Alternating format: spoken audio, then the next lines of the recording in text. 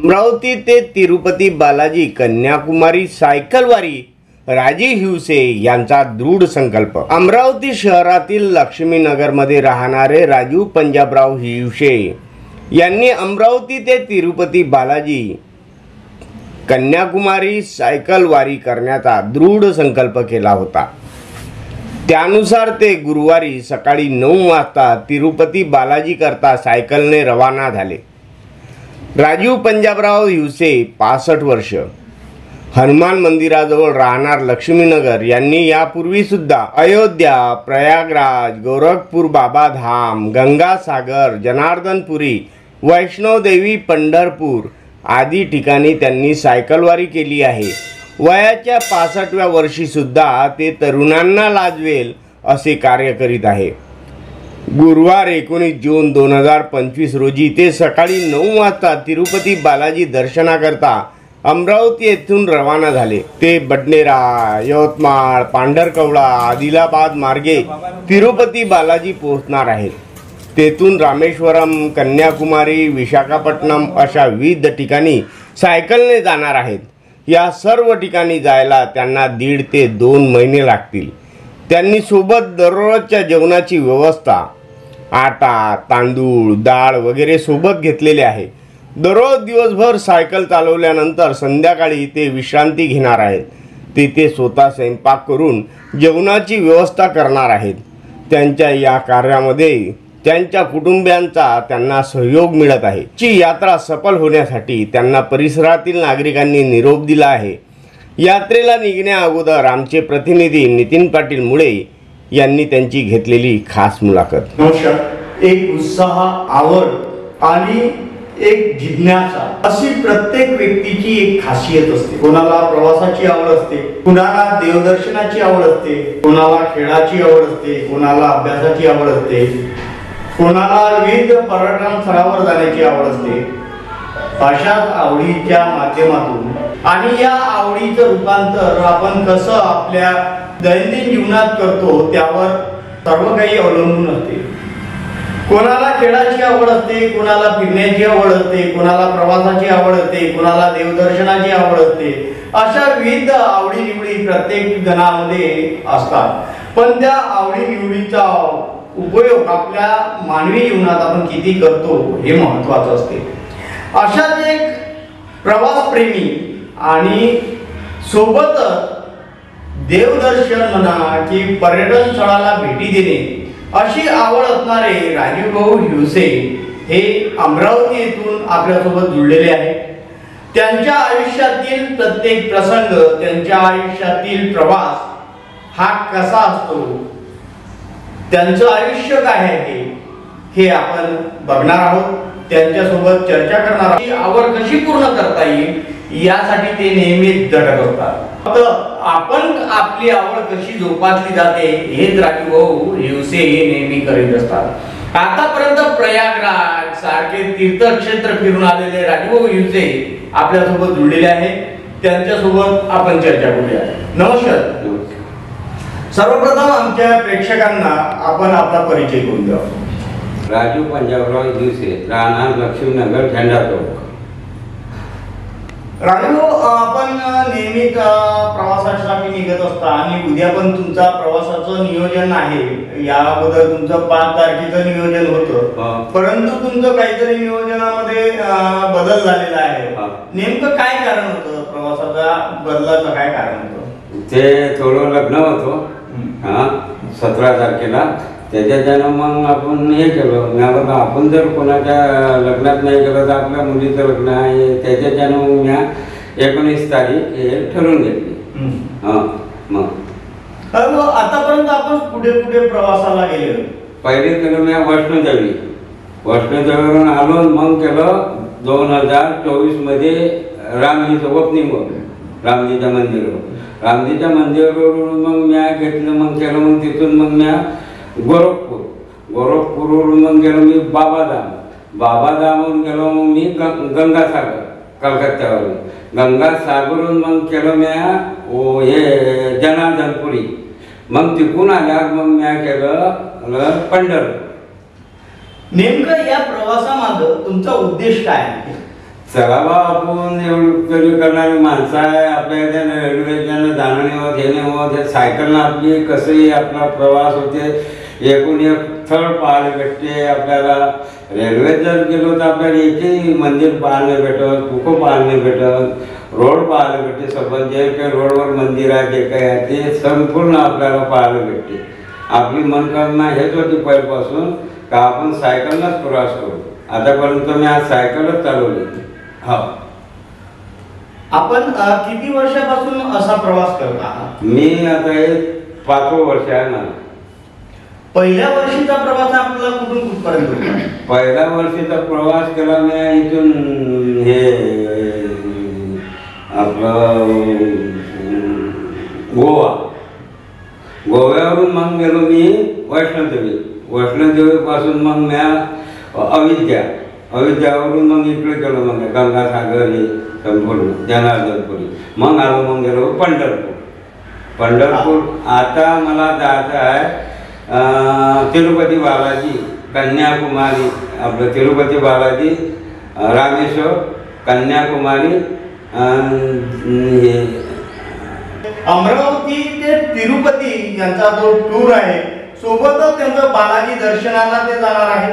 रामेश्वर, कन्याकुमारी, विशाखापट्टणम सह हा सर्व टूर ते करणार आहे. पण निश्चितच हा टूर करताना साधा सोपा टूर नाही, तर हा संपूर्ण सायकलवर असणारा टूर आहे. हे विशेष. आणि वय जर बघितलं तर त्यांचं जवळपास 72 एवढं वय आहे. या वयात ते या मोठ्या टूरवर जाणं म्हणजे एक साहजिकच आहे. आता तुम्ही जेव्हा यांचं बघा, तुम्ही वास्तव बघा की जेव्हा त्यांनी हातात त्यांची पाठी जर धरली तर त्यांची पाठी पण त्यांचे हात थरथर कापत आहेत. आणि अशाही स्थितीत ते तिरुपती सारख्या मोठ्या स्टेशनवर जाऊन आणि तेही प्रवास करता. हा महत्वाचा विषय आहे. फक्त एक आवड. राजीभाऊ, एक विषय महत्वाचा आहे की हे सर्व करत असताना तुमचा परिवार तुमच्या बाजूने आहे की परिवारांचा यासाठी विरोध वगैरे होत नाही का? काहीच नाही विरोध माझ्यावर. आपण म्हणजे चांगले काम थळ करून राहणार देवस्थानचं. इकडे तिकडे जर गेलो असतं तर आमच्या घरच्या लोकांना नाकार केला असता. हे आम्ही चांगले हे करून राहिलो. तिकडून आल्याबरोबर मी मावंदही करतो. मावंद केल्याशिवाय मी सोडत नाही. 600-500 लोक जीव घालतो एवढेही केले त्याच्यावर. आपल्या घरच्या लोकांचा काहीच समय नाही, काहीच नाही. आता हा जर विचार केला की एवढी तब्येतीचा विचार केला, वयाच्या हिशोबाने जर विचार केला, ते एवढ्या दूरचा टूर आपण साधारण व्यक्ती पण करताना 10 वेळ विचार करतो. यांच्या परिवारांचा सुद्धा यांना सहकार्य आहे, पण तेवढीच काळजी पण आहे. तरी पण त्यांची जी इच्छाशक्ती आहे, त्यांच्या इच्छाशक्तीला ते कुठेही मागे पुढे न होऊ देता आपली इच्छाशक्ती कशी पूर्ण होईल यासाठी ते प्रयत्न करीत असतात. आणि राजीभाऊ, आपण जे आतापर्यंत जे टूर केलेले आहे त्यामध्ये तुमचे काही चांगले अनुभव तुम्ही सांगू शकता का? मला सर्व इकडे अनुभव होत आले. मी तेव्हा वैष्णोदेवीला गेलो, इकडे गेलो, तेव्हा की मला काहीच सायकलमध्ये माझी सायकल बी पंक्चर नाही झाली, काहीच नाही. कोणा मला धक्काही नाही द्यायला, काही कोणाला मला हे नाही, छेडछाड नाही, हे नाही, काहीच नाही. मला कुठेही गेलो का मला सहकार्य होतं. मला योगी बाबांना सहकार्य केलं. योगी बाबा म्हणे त्यासारखा माणूसच नाही म्हणे, लय पाहिलं म्हणे. असं मी लय हिंडलो म्हणे, पण त्यासाठी पर्यटक माझी. मग 2024 मध्ये मला हेमा मालिनीने मला हे दिली, एक रांदीची ईट दिली मला तिथं. जी मला हेमा मालिनीनं घेऊन ईट दिली मला. 1.5 लाख रुपयाची ईट होती. ते लोक मागे मला अमिताभ बच्चनचं मी 2 लाख रुपये देतो. मी म्हटलं नाही, मला हेमा मालिनीनं तिथं पर्यटक यायच्या. तर तितके पोलीसवाले म्हणे, काका तुम्ही खिशात काहीच नाही आणा, तो या तर म्हणे 4 वाजता तुम्हाला आम्ही सोडतो. आम्हाला योगी बाबाचा फोन आला म्हणे, ते सायकलवाले काका आहेत त्याचे अंदर सोडा म्हणे, खिशात काहीच नाही आणा तुम्ही. तिथं पैशातले तर काही नाही, चिठ्ठी नाही, काहीच नाही. म्हणजे जर चिठ्ठी जर आढळल्या गेली, काही आढळल्या गेलं म्हणजे तुमच्या खिशात तर तुम्हाला अंदर जायची परवानगी मिळणार नाही. मग माझ्या संघ मग हेमा मालिनी संघ मुलाखत, अमिताभ बच्चन संघ, सर्व संघ, तिनं मग मला 1.5 लाख रुपयाची ईट दिली. कोण दिली आणून कुठून समोर आणून ठेवून दिली रामजीची. जो 1819 ची ईट आहे, एक ईट. आता जो टूर आहे तो आपला किती दिवसाचा राहणार आहे? 1.5 महिन्याचा टूर आहे, 1.5 ते पावणे 2 महिने. 1.5 महिन्याचा. आणि या टूर मधलं सर्व नियोजन आपलं कसं राहते? मग आपलं सायकलवर माझी जेवायची व्यवस्था राहते, गंज राहते, तवा राहते, सामान राहते, खाब्याचं. दिवसभर मी जेवण करत नाही, चाय पेत चालतो. चाय पेत संध्याकाळी 12 वाजता मग मी आपला 3 चुला मांडतो, 3 गोटे मांडतो, त्याच्यावर माझा खाणं हे करतो. मी याचं हॉटेलचं खात नाही, माझ्याजवळ सहकार्य सामान राहते सगळं. बरं, आता जर तुम्ही जवळपास 1.5 महिन्या म्हणता, तर मग 1.5 महिन्याचं सामान म्हटलं तर जवळपास एक पोताचा कमीत कमी गव्हाचा विषय विचार केला आपण घरी घेऊन जाणार का? नाही, तुमचं मग घरून मी उद्या घेतो, मी 5 किलो घरून आटा देते. मग आता ज्या 5-5 किलोच्या आट्याच्या 200 रुपयाच्या थैल्या भेटते ना मला, मग रस्त्यानं त्या थैल्या घेत चालतो. मग मी झाल्या का थैल्या घेत चालले आपली. मग आता मधामध्ये तुम्हाला कोणी काही सहकार्य वगैरे करतात का? असं सायकल दिसला मी सहकार्य मी घेत नाही सर. ते घेतले तर मग माझी म्हणते, लोक म्हणते, मग काही लोक मी आता अयोध्यात गेलो, बुडा म्हणते झेंडे लावून घेते, पैसे मागत आले. मी कोणाला नाही, फक्त मी मला 5 रुपयाची 4 पाचतो, 4-5 जण राजा मी समोर म्हणतो. मी कोणाची मदत घेत नाही. मला याच्या वैष्णवदेवीचे अनुभव घडले, या अयोध्याचे वाटतं मला.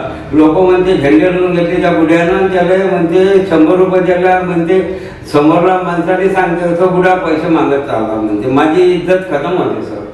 म्हणून मी काही कृपया नाही, मी आता बँकेतून पैसे काढले, मी घरूनच पैसे घेऊन जातो सर. आता नाहीच नाही ते 20,000 घेऊन जाईल.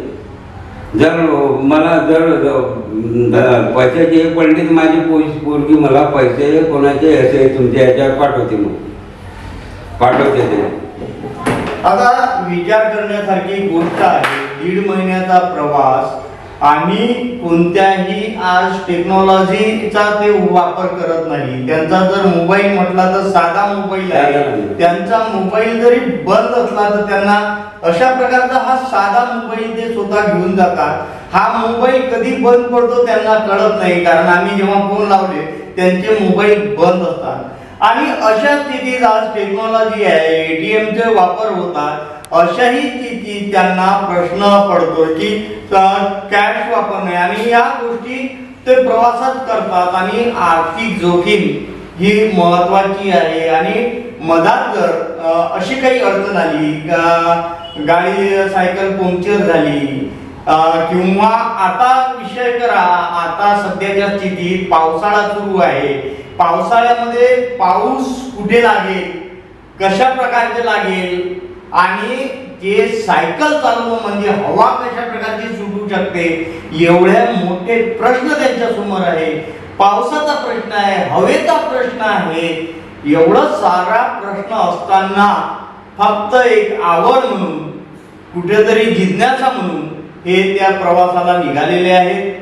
उद्या सकाळी 9 वाजता जाणार आहे. उद्या सकाळी ते लक्ष्मीनगर इथून इथे दिले आहे. जवळपास हे उद्या सकाळी लक्ष्मीनगर, झेंडा चौक, अमरावती येथून कोणीही सोबत नसताना एकटे सायकलनं प्रवास करणार आहे. आपण सर्व न्यूज मराठीची टीम त्यांच्या सोबत आहे. निश्चितच उद्या आम्ही तुमच्या सोबत येणारच आहोत, तुम्हाला शुभेच्छा देणारच आहोत. परंतु आपला हा प्रवास सुखाचा, समाधानाचा आणि सर्वात महत्त्वाचं म्हणजे आरोग्यदायी जावो, ह्यात शुभेच्छा देतो. मी नितीन पाटील मुळे, अमरावती. नवनवीन व्हिडिओ पाहण्यासाठी सबस्क्राइब करा आणि बेल आयकॉनला क्लिक करायला विसरू नका.